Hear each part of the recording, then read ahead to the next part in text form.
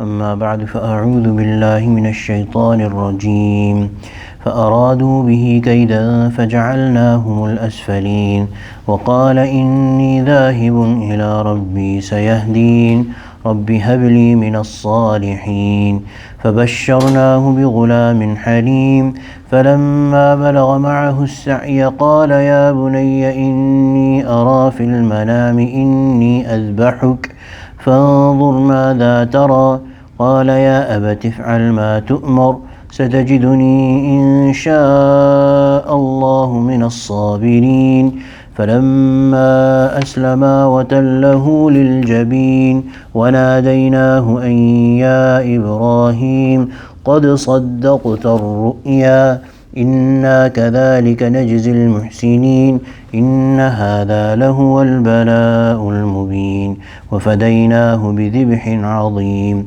وتركنا عليه في الآخرين سلام على إبراهيم كذلك نجزي المحسنين إنه من عبادنا المؤمنين.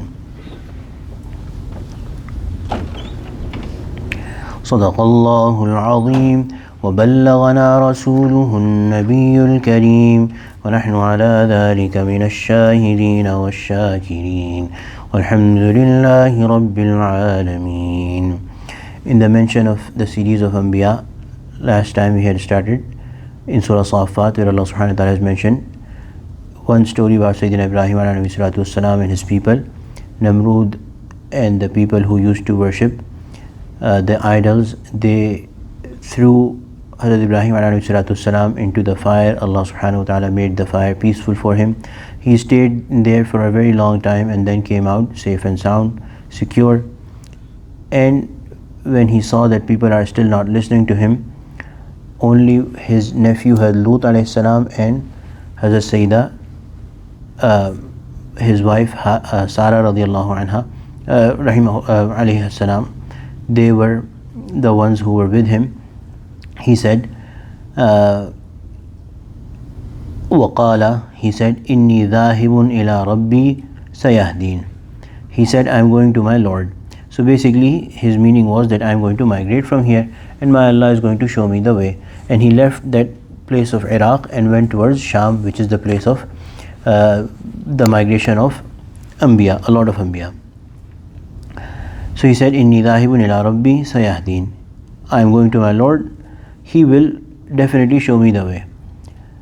Rabbi Sayahdeen is also something that we can say when we are lost, when we are looking for the way, we have lost an address or cannot find our way. We should repeat it to ourselves, Rabbi Sayahdeen, Rabbi Sayahdeen, Rabbi Sayahdeen, and it has been seen that Allah subhanahu wa ta'ala guides us, shows us the way. Rabbi habli minas salihin. When he reached Sham, he asked Allah subhanahu wa ta'ala, made dua that, Ya Allah, bless me with a righteous son. فَبَشَّرْنَاهُ بِغُلَامٍ حَلِيمٍ. So we gave him the good news of a forbearing boy. According to a consensus of historians, Hazrat Ibrahim ﷺ had two sons. The first one was Sayyidina Ismail ﷺ, and the second one was Hazrat Ishaq ﷺ. فَبَشَّرْنَاهُ بِغُلَامٍ حَلِيمٍ. In this, Allah subhanahu wa ta'ala has mentioned one after another that Allah subhanahu wa ta'ala gave him sons. The first one Allah subhanahu wa ta'ala is mentioning about, Allah is mentioning that he is going to be a Halim son. Halim means somebody who is very forbearing, goes through a lot and still forbears it, sustains it, and sticks to the path of Allah subhanahu wa ta'ala.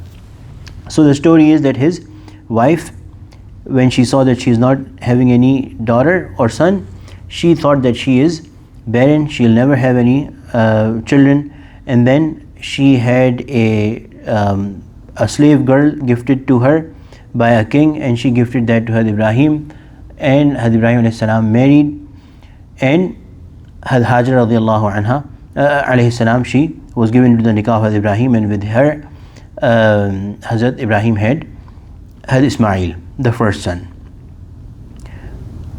So Sarah was the wife with whom he migrated, and Hazrat Hajra was the one who was a slave girl and given to Hazrat Ibrahim ﷺ, and from her he had his first son, and the historians say that he was beyond 80 years of age when he had his first son. فَلَمَّا, Allah has mentioned it elsewhere in the Quran. فَلَمَّا بَلَغَ مَعَهُ السَّعْيُ. So after a lot of dua, when Allah subhanahu wa ta'ala gave him this son, now this one particular incident Allah subhanahu wa ta'ala is mentioning here, when that son reached an age where he could run with his father, which means that he could take care of chores with his father. قَالَ, he said, يَا بُنَيَّ إِنِّي أَرَى فِي الْمَنَامِ. O my son, I have seen in my sleep, in my dream, أَنِّي أَذْبَحُكَ, that for sure I am slaughtering you. Now Allah subhanahu wa ta'ala showed him this in his dream, and there was not a specific clear worded order given to Hazrat Ibrahim. This, the ulama have said, was test upon test. That if it was a direct command, a very clear command from Allah subhanahu wa ta'ala given in words or sent through an angel, then the test would be half reduced. A Nabi is born to follow the command of Allah subhanahu wa ta'ala, they follow the command of Allah subhanahu wa ta'ala, but Allah subhanahu wa ta'ala created a test, another layer of test, that it was shown to him in a dream, and he knew that the dream of a Nabi is also a wahi. So he had to listen to that dream, and that therein was test for Hazrat Ismail alayhi salam as well. And this is what Hazrat Ibrahim alayhi salam did, that he went to his son, not because he was asking his permission, but rather he was trying to get his opinion and trying to get him into the mindset that this is what is going to happen. أَنِّي أَذْبَحُكَ فَانْظُرْ مَاذَا تَرَى. So consider, what is your opinion? قَالَ, he said, يَا أَبَتِ افْعَلْ مَا تُؤْمَرْ. This son was Ismail alayhi salam, he was going to be a Nabi, and Allah had already told him that he is going to be a very forbearing son. He said, Ya abati if'al ma tu'mar. O my father, do what you have been commanded. Satajiduni insha'Allahu minas sabirin. You will find me insha'Allah one of those who endure, among one of those who endure patiently. This is such a humble answer, that he did not say that I am there is no sign of pride in there, that I am going to be patient. No, with the mercy of Allah, with the will of Allah, with the command from Allah, and with the shah or the will of Allah, you will find me among one of the many. So I am not doing anything particular, I am not doing anything special, although this is something that is not recorded in history, but he is saying that you will find me among those who are patient. فَلَمَّا أَسْلَمَا وَتَلَّهُ لِلْجَبِينِ.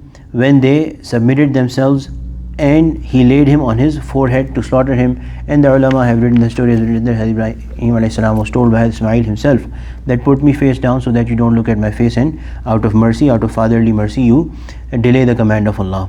وَنَادَيْنَاهُ يَا إِبْرَاهِيمُ. Allah subhanahu wa ta'ala called out, O Ibrahim. So the ulama have written that it was never the intent of Allah subhanahu wa ta'ala to have the son actually slaughtered. And this is the reason why Allah has not clearly said, and nowhere do we find in hadith that the Prophet Nabi Ibrahim ﷺ actually saw the throat being cut. He only saw that he is going to slaughter, or he is slaughtered, but the actual act of slaughter was not shown to him.